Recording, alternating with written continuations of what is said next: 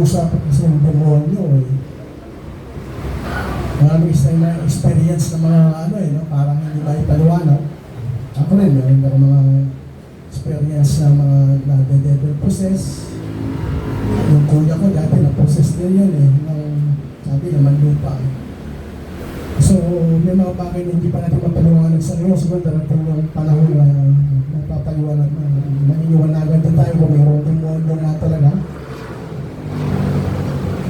Eh, kung babasahin naman natin yung Bible, gumagawa ng demonyo dito parang wala naman. Si Satan, sinabihan niya lang si Jesus Christ, kung ikaw yung anak ng Diyos, gawin mong tinapay itong bato eh. Kaya patulog ka dyan eh. Wala kang mababasa sa Bible na may ginawa ang demonyo na karumal-dumal. Saan mo mababasa yung mga gawa ng karumal-dumal? Hindi sa Bible, sa newspaper. Nagmasakit ng 30 taong pinatay, isang pamilya kasama isang group pinatay. Sa diary nyo mababasa yung at sino gumawa nun? Hindi demonyo, tao. Kaya ang demonyo, tao. Tayo yung demonyo. Sapagkat nasa atin, pareho yung good and evil. Pareho merong good and evil na sa loob ng katawan natin. Kaya meron tayong kakayahan na gumawa ng karumal-dumal na bagay. Sapagkat merong presence ng evil sa ating pagkatao. Pero meron din presence ng good. Kaya kaya rin natin gumawa ng mabubuting bagay. Naintindihan niyo sinasabi ko? So, nandoon, good and evil. So, sino yung pakakainin mo? Pareho yan. Sapagkat kung siya yung papakainin mo, siya yung malakas. Pakainin mo ba yung evil? Yun ang hahari sa buhay mo. Pero kung papakainin mo yung kabutihan sa iyong puso, sa iyong buhay, yun yung hahari sa iyong buhay. Pag-ibig, pagmamahal, pagmamalasan ko. Ngayon. Isa pa, kung kalaban ng Diyos ang demonyo, parang hindi makatanggap-tanggap na may kaaway ng Diyos. Eh. Bakit? Wala naman siyang katapat eh. Siya yung pinakamakapangyarihan sa lahat. Siya lumikha ng lahat ng bagay. Sa sinuko, siya lumikha ng lahat. Posible man meron siyang kaaway na mortal enemy na lagi sila nagpabaka sa isa't isa. Walang kaaway ang Diyos, walang kalaban ng Diyos, walang katapat ng Diyos, kaya walang ibang espiritu maliban sa espiritu ng Diyos. Nag-iisa lang yun, espiritu na yun. Espiritu ng Diyos, espiritu ng Diyos. So yung demonyo, malalaman natin kung meron ng demonyo. Bahala na kayo kung sino tawagin yung demonyo. Minsan ang demonyo yung tatay niya. Kaya asawa ko, demonyo yan. Di ba? Pag nagagalit ka, demonyo ka, lumayas ka rito. So ang demonyo, tao talaga eh. Diba? Sabi nung teacher ko sa bata, anong pangalan ng tatay mo? Lucifer. Ha? Bakit? Saan ka ba nakatira? Sa impyerno. Ha? Bakit? Eh, yung nanay ko, lagi tinatawag yung tatay ko na, demonyo ka! Lucifer ka! At saka sabi, walang, nasawa na ako sa impyerno pamamahay na ito. Na-recall ng bata, kaya ang lang yan, sa impyerno siya nakatira, at yung tatay niya si Lucifer. Pero yung kinaparin story nga, si Bishop sa US kayo tumagal eh, no? Ako kasi sa Spain, doon ako lumaki sa Spain, particularly sa Madrid. Sa Madrid ako lumaki. Sabi noon po, may Madrid ko, kalye. Doon ako lumaki Madrid, hindi sa Spain. Sabi noon po. Anong bansa ba? Diba lahat ng bansa mayroong Chinatown, di ba? Anong bansa ang walang Chinatown?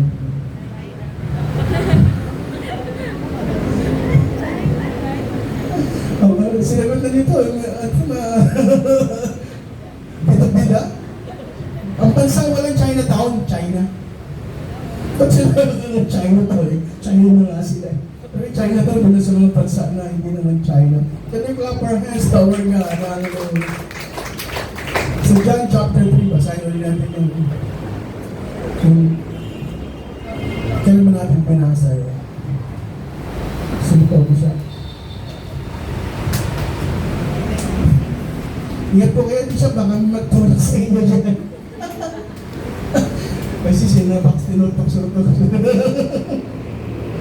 Takot na tayo magsalita ng gano'n, baka natutuwa na rin. Baka bigla lang magtulog sa atin.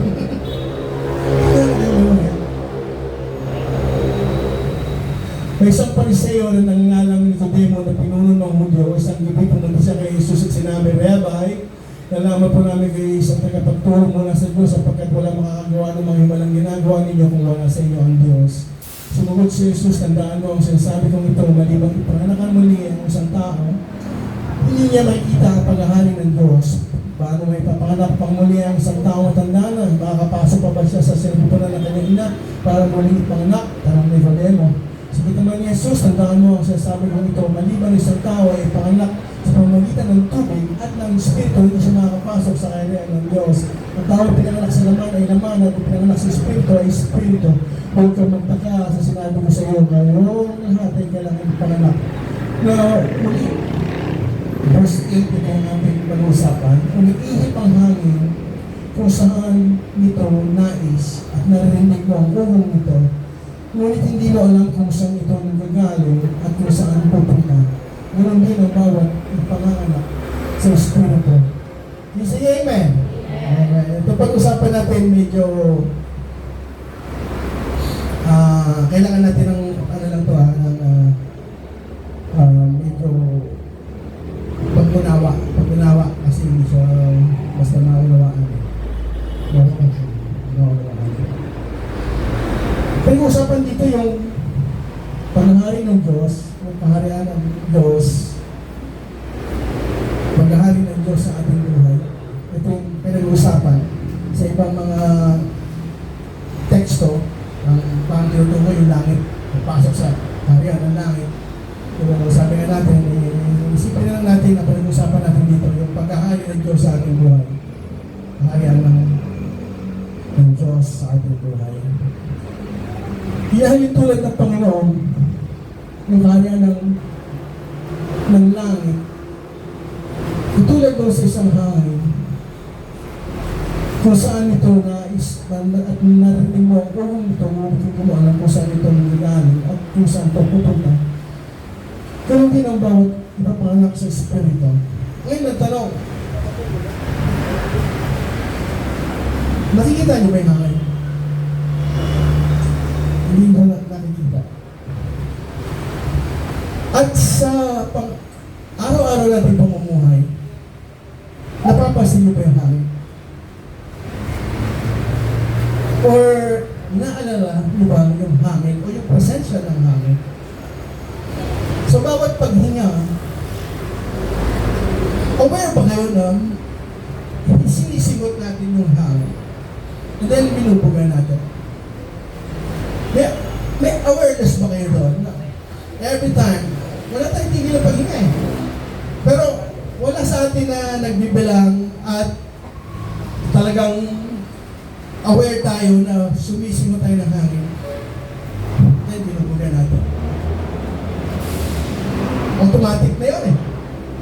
Kapag kung makakahinga lang tayo, kung ating iisipin at ating babantayan yung pagpasok ng hangin, parang ang hirap doon.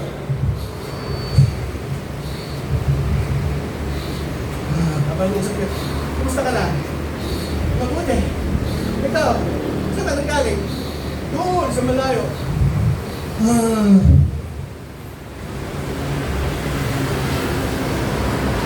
Diba? Sumisigot tayo, inhale, exhale, pero hindi na natin namamalayan yun. Hindi na natin iniisip yun. Pero yung mismong, yung action na yun, automatic na sa atin yun. So pag ito ay automatic na sa atin, hindi na natin napapansin. Maging ang hangin, hindi naman natin pinapansin. Lumalakad tayo, ginagawa natin ng mga bagay. Hindi natin pinapasin yung hangin eh. Pinapasin lang natin ang hangin pag may bagyo na. Sapagkat napakalakas na. Naku, ang lakas ng hangin. Pero sa normal na sitwasyon, hindi natin pinapasin yung hangin. Nabubuhay tayo dahil sa hangin. Can you say amen? So yung pagkahari ng Diyos, talagang mararanasan natin yung paghari ng Diyos sa ating buhay sa pamamagitan ng intentional na pag-oobserba doon sa mga bagay na hindi natin talaga usually napapansin. Tulad ng hangin, hindi natin napapansin eh. So, ang napapansin natin, kung ano yung nasa harap natin, at kung ano yung gagawin natin, kung pupunta ka sa isang lugar, lumalakad ka papunta doon sa lugar na yun, yun lang yung napapansin mo eh. Kaya siya amen. The other things, hindi mo napapansin eh. Tama? Sister Maris. Sister Maris. Sister Maris. Matagal ka na nagsisimba, di ba? Tumingin ka sa akin, Sister Maris. Huwag mo tatanggalin yung pagtulong sa mata ko. Nasa ilalim ka ng aking kapangyarihan. Huwag mo alisin yung tungo sa mata ko, ha? Tatanungin kita. Ilan ang wall pan dito sa loob ng simbahan? Huwag kang tumingin sa iba. Tingnan sa akin. Ilan? Anim? Anim? Ha? Walo? Last, final answer. Ito yung tumitingin ka na eh. So nakita tayo? Ilang taon na tayo nandito. Pero pag tanong, ilan na wall pan sa simbahan? Hindi natin alam eh. Why?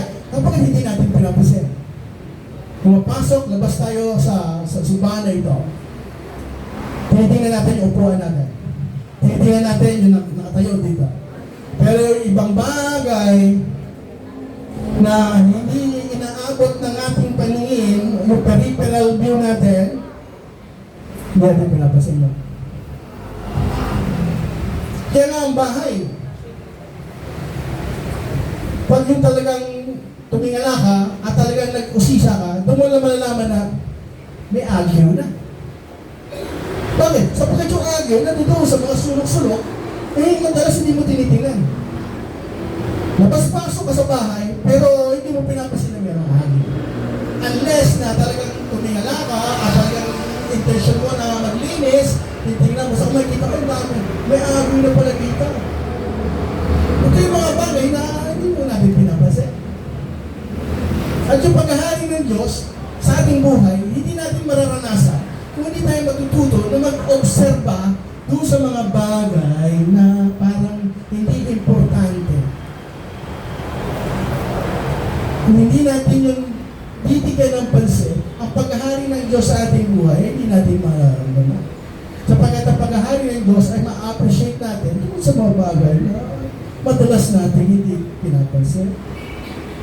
Tulad ng hangin na yan. Hindi natin pinapansin.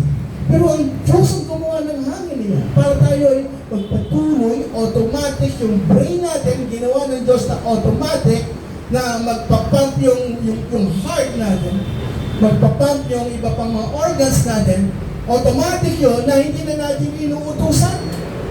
Sino sa inyo nagsabi, puso, tibok ka dyan, tumibok ka. Diretso lang, tibok lang, tibok. Ikaw dugo, dumanay ka. Wala, kusa siya. Sapagkat ginawa ng Diyos na ito ay kusang kikilos, mag-ooperate sapagkat nakaprogram sa ating mind na kahit tayo ay natutulog, nagpapansyon. So imagine, kung pagtulog mo, wala ka nang isip eh. Huminto din yung puso mo sapagkat tulog ka. Sapagkat hindi mo na utusan na tumibok yung puso. At yung dugo, hindi na rin umikot sapagkat hindi mo na utusan umikot. Dumaloy. Bakit tayo? Ito yung mga bagay, hindi natin napapasin na inareklo ng Diyos para sa atin, para yung buhay natin ay magtuloy-tuloy. Alay, pag hindi mo ito mapapasin, hindi mo makikita yung pagkilos ng Diyos sa ating buhay. Sapagkat ang nakikita na natin kung ano yung nasa harapan natin. Trabaho mo, pag-aaral mo, yung kakainin mo. Hindi mo nakikita itong mga bagay nito. Dahil sa hindi mo napapansin ito, akala mo wala kinalaman ang Diyos sa buhay mo. Pero hindi mo alam sa bawat yugto, sa bawat segundo, kaya ka nabubuhay sapagkat mayroong Diyos na bumubuhay sa'yo. And Him, we live, we move, and have our being. Kaya tayo nakakakilos. Kaya tayo mayroong pagkatao sapagkat ang Diyos ay kasama natin. Ka-integrate tayo sa ating Diyos. Pag hindi natin ma-appreciate ito, walang Diyos sa buhay mo, sapagkat hindi mo makikita yung pagkilos ng Diyos sa buhay mo, sapagkat nakatingin ka lang doon sa nasa harapan mo. Kung saan nakatuon ng isa. Hindi mo makikita yung tulong ng Diyos. Hindi mo makikita yung ginagawa ng Diyos para magpatuloy yung mga buhay natin. Hindi mo ngayon makikita na gumawa ang Diyos ng isang senaryo para maiwasan mo yung disgrasya na yun. Hindi mo alam yun. Hindi mo alam na kaya ka natapunan ng kape at hindi ka nakapasok sapagkat hindi kwento ko sa 911 sa New York eh. Isang empleyado nandun nagtatrabaho sa Twin Tower doon sa World Trade, natapunan ng kape yung kanyang damit, nag-delay siya. Nag-delay siya. Imagine mo, hindi siya delay. Kasama siya doon sa mga namatay doon sa pagbuo ng World Trade Center. Ito yung mga bagay na hindi mo mapapasin sapagkat nakatuon lang tayo doon sa kung ano yung nasa harapan natin. Yung panlasa natin, okay ng Diyos yun. Yung mga tao na walang panlasa eh. Yung mga tao walang panlasa. Kumakain na sila para mabuhay. Pero hindi na nalalasahan ang pagkain. Pero mabuti ang Diyos na mayroong panlasa. Ang bawat ko sa atin, na-enjoy natin ang buhay. Na-enjoy natin yung ating pagkain. Ganun yung paghahari ng Diyos. Hindi mo siya makikita kung hindi ka sasadyain mo obserbahan kung ano na nangyayari sa iyong paligid. Kaya nga ang mga parabola ng Diyos, ng Panginoon, ang kaharian ng langit, kaharian ng Diyos ay mahalin tulad sa 10 birhen. Sino ba ang mag-iisip sa 10 birhen? Wala kang pakialam sa 10 birhen lang na kung hindi mo kilala eh. Nakapokus ka sa gusto mong gawin. Pero sabi niya, katulad ng 10 birhen. So kailangan mo ngayon, intentional na obserbahan itong 10 birhen. Ano itong 10 birhen na ito? 5 ay matalino, 5 ay mangmang. Doon mo matutunan yung aral tungkol doon sa 10 birhen at yung aral na yun, kasama yun doon sa paghahari ng Panginoon ng Diyos sa ating buhay sapagkat natuturuan tayo. Sapagkat kung hindi mo maobserbahan yun, hindi ka matututo at ang pagtulong ng Diyos kadalasan ay nadudong sa pag-alam. Hindi naman lagi nagpe-perform ang Diyos ng miracle. Hindi hirap. Pero ang tulong ng Panginoon ay natutuon sa pagkatuto, doon sa pag-aalam, doon sa pag-oobserba. Doon mo ngayon maranasan na yung mga kabutihan ng Diyos sa iyong buhay. Pag natutunan mo, obserbahan ang lahat ng bagay. Nakadalasan, hindi mo pinapansin. Sabi ng Panginoon, tingnan mo yung mga ibon sa parang. Hindi naman nagtatrabaho yun eh. Hindi naman sumusweldo yan eh. Pero kita mo, hindi sila nagugutom. Sino ba mas mahalaga? Kayo o yung mga ibon? Di ba mas mahalaga kayo sa ibon? Kaya huwag kayong mag-aalala kung ano yung makainin sapagkat yung mga ibon nga ay hindi nagtatrabaho pero hindi sila ginugutom. How much more kayo mga tao na mas importante kayo sa mata ng Diyos? Hindi mo ngayon ma-appreciate yun kung hindi mo tingnan yung ibon. Sino ba pumapansin sa ibon? Sapagkat ang attention natin kung ano na yung nasa harapan natin. Masaya na. Ito yung paghahari ng Diyos. Paghahari ang Diyos sa ating buhay na hindi natin alam. Sapagkat tayo ay abala kung ano na yung meron sa ating buhay. Kung ano na yung nasa harapan natin. Pero mabuti ang Diyos sapagkat marami sa atin tamad mag-isip eh. Marami sa atin na tamad mag-analyze. Pero ang Diyos talagang sinusigurado niya na mayroong mga tao na mag-iisip para sa atin. Kapag kung walang tao na mag-iisip na katulad natin, walang patutunguhan ng mundo natin, walang patutunguhan ng buhay natin kung walang mag-iisip. Sapagkat kung tayo lang ang asahan ng mga tao, tayo ang napakaraniwang tao, hindi naman tayo nag-iisip. Hindi nga natin iniisip kung paano nag-ooperate yung cellphone na ginagamit mo eh. Hindi nga natin nag-iisip kung bakit na lumalakas yung boses ko pag nasa microphone eh. Maraming bagay na nakikita natin ang epekto, ang kanyang gawa, pero never natin iniisip kung paano nangyayari. Pero yun yung kaputihan ng Diyos na talagang meron siyang tao na parang inapoy para mag-isip para sa mas nakakaraming tao. May mga taong philosopher na nag-iisip eh. At nakikita niya yung mga bagay na hindi natin pinapansin. Tulad ng ating bishop. Maraming aral sa Biblia na tinatanggap na lang natin ng kung ano yung pagkaturo sa kanya. Pero siya nakikita niya yung mga ibang turo, yung ibang ideya, ibang konsepto na hindi nakikita ng maraming mga marami. At magiging blessing sa atin yun sapagkat medyo naiba tayo eh. Naiba tayo sa karamihan. Ang pangunawa natin sa Diyos ay mas malawak sapagkat hindi tayo religyoso, hindi tayo ay sabi nga godly. Godly tayo, hindi tayo religious eh. Religious kasi is about form eh. About form eh. About ceremony. Tayo hindi tayo ganun eh. Tayo ay about godliness eh. Ano yung godliness? Sabi, inaalam natin kung ano yung mga gawa ng Diyos. Inaalam natin kung ano yung katangian ng Diyos.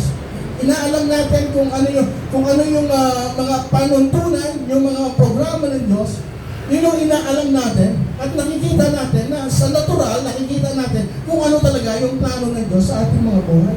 Sapagkat kung titingin lang tayo sa Biblia, kung makikinig lang tayo sa mga aral, maaaring ma-hype tayo, masway tayo doon sa buhay na lagi nakaluhod, lagi na nakapikit, lagi nakatingala sa langit, at makalimutan natin yung ating buhay, na meron tayong buhay dito sa lupa, na dapat natin taguyod. Pero sa church natin, nagagawa natin pareho. Nagagawa natin pareho. Nagagawa natin manalangin. Nagagawa natin mag-praise and worship. Nagagawa natin magpasalamat sa Panginoon. Nagagawa natin maglingkod sa kanyang ministeryo. Nagagawa natin yun. The same time, nagagawa din natin. Natrabahuhin natin yung ating mga buhay. Itong mga ginagawa natin dito, pagpapaulad ng isip eh. Sapagkat yung isip ang kailangan magbago para ang buhay ay magbago. Kapag maliban ikaw ay magbago, ang buhay mo hindi magbabago. Para magbago ang buhay mo, ikaw mismo ang dapat magbago, ang iyong kaisipan, ang iyong mindset. Dapat yun magbago. Pag nagbago yun, sigurado ang buhay mo susunod magbabago din. At yung mga turo na napapakita sa pulpito, ito ay bunga ng intentional na pag-oobserba sa paligid, sa buhay natin, na kadalasan hindi pinapasin ng karaniwang tao. Bakit tayo nakakapangaral ng ibang klaseng pangaral dito? Sapagkat yung mga mangaral dito ay nag-observe. Intentional. Talagang mga ginagawa niya. Ino-obserbahan niya. Ino-obserbahan niya. You say amen? Pag nakasakay ka sa LRT siguro, or sa bus, pagpasa ka sa trabaho, maaaring nakapokus ka lang doon sa destination mo eh, na kusina, o maaaring maglagay ka ng headset, hindi ka ng music.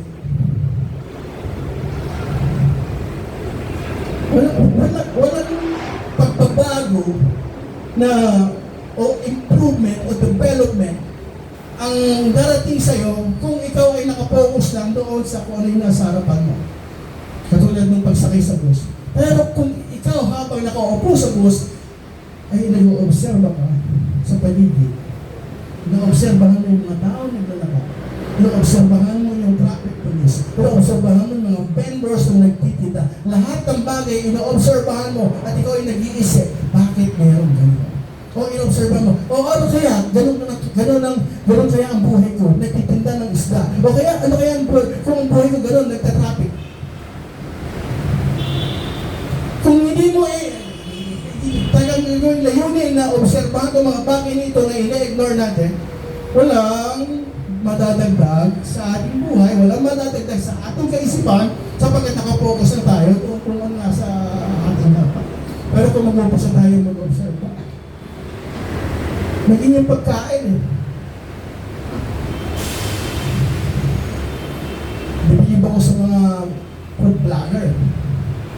Pag kumain sila ng pagkain, na-explain nila yung lasa ng pagkain. Bakit masarap? Ang pagkaraniwang tao katulad natin, ano, kamusta? Masarap! Tapos na, masarap. Pero yung mga food vlogger, masarap! Sapagkat sa unang tikim, malalasahan mo yung tamis, pero sa kalagitnaan, mayroon kang malalasahan na asim, at sa dulo, mayroon mananatili na lasa sa ganito, at yung texture niya ay talaga, ang haba ng explanation mo sa pagkain Bakit na nagagawa yun? Sapagkat nag-o-observe ba siya? Hindi niya lang yung ninuya, isang nguya, isang lunok, hindi, habang ninuya niya, inaalaman niya, ano ito pagkain niya ito? Ano yung lasa nito? Saan nanggaling yung lasa nito? Bakit ganito ang lasa nito? Bakit ganito ang texture nito? Ang buhay natin na kung hindi mo nanamnamin ang buhay, kung hindi mo aaralin ang buhay, kung hindi ka mag-o-observe pa sa buhay, ikaw ay lalakad na parang na-under sa influence na parang na-hypnotize na, nabubuhay ka na wala lang. Pero kung mabubuhay ka ng intensyon na nag-observe ka, ninanamnam mo ang buhay. Ninanamnam mo ang pagkain, ninanamnam mo ang hangin, ang tubig, yung mga karanasan mo, yung mga tao na nasa paligid mo, pinagmamasdan mo, dinarama mo ang kanilang pag-ibig sa'yo. Lahat ng bagay i-obserbahan mo. Iba ngayon ang nagiging buhay mo. Magkakaroon ng kulay ang buhay mo sapagkat ikaw mismo nakakita ng iba't ibang kulay na nanggagaling sa iba't ibang karanasan. Nagiging poetic na ako, Tama? Appreciate mo yung asawa mo. Ito sa masarap ng pagluluto. Sister din, masarap pagluto. Kaya napakahirap sa amin ni Grace na pumaya. Napakahirap. Bakit? Masarap. Magluto At napakadami. Napakadami. Ang ulam namin, kaming tatlo lang, actually kaming tatlo lang ni Grace, para sa 10 tao na. Pinaulam namin para sa 10 tao. Para namin yung ulam. Enjoy namin. Travel ka, nagkakailangan mag-travel para maranasan mo ang kultura ng ibang bansa, para maranasan mo ang kultura, tradisyon ng ibang tao. Yun ay nagpapalawak na iyong kaisipan. Sabi ko nga, ang mga taong races, yun yung mga taong hindi nakapag-travel Pag yung mga tao racist, sabi hindi nakapag-travel doon. Sapagkat kung nakapag-travel ka, nakapunta ka sa iba't ibang bansa, na-immerse ka sa iba't ibang tradisyon, sa iba't ibang kultura, sa iba't ibang mga lengguwahe, iba't ibang itsura ng tao, never ka magiging racist. Sapagkat lahat yung tingin mo, pare-pareho, magkakapatid tao. Regardless ng kulay, regardless ng language, regardless ng itsura. So, doon ka lang kakaroon ng realization. Pero usapan natin yung mindfulness. Naging mindful tayo sa ating buhay. Hindi tayo nabubuhay na tutulog ako, gigising ako, papasok ako sa trabaho, kakain ako, maliligo ako. Hindi. Kailangan maging mindful tayo.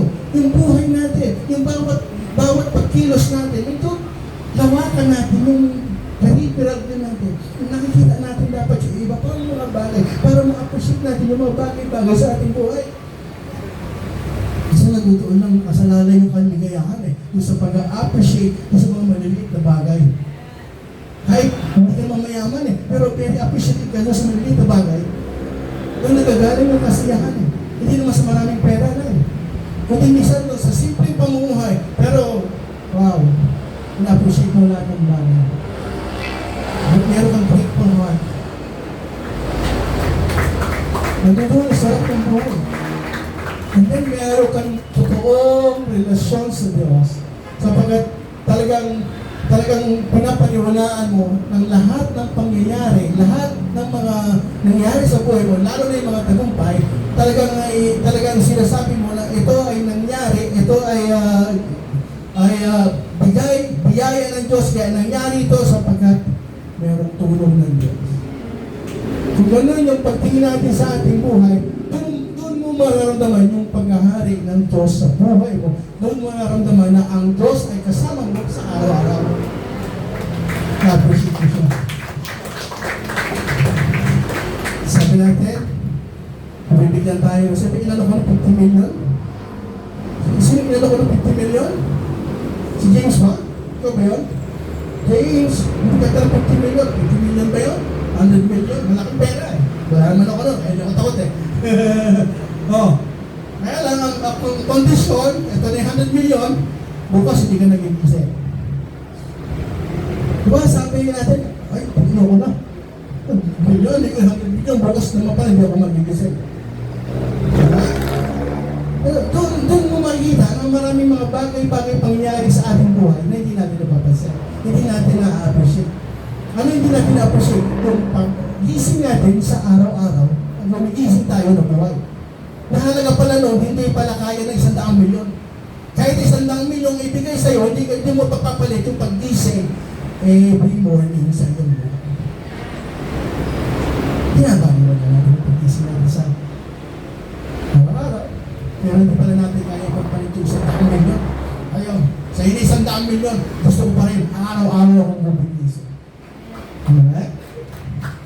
Kaya yung paghahari ng Diyos nakasalalay doon sa kakayahan natin, sa ability natin na-appreciate ang lahat ng bagay, good or bad.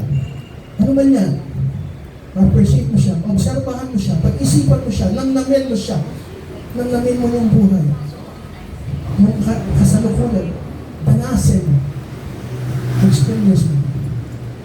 Forget about the past, forget about the future, ito yung nasa harapan natin. Ito yung kasalukuyan, namnamin mo, hindi lang yung nasa harapan mo. Yung tunay nasa paligid mo, tingnan mo, appreciate mo. Bilangin mo na kung ilan yung kontinador natin. Ani, ball pan, isang sport, singon pa. Sila yun. Mas kaparehas na, huwag natin stand. Let's worship the Lord. Napakabuti ng Diyos talaga. Was the Word, and the Word was with God, and the Word was God. The same was in the beginning with God. All things were made by Him,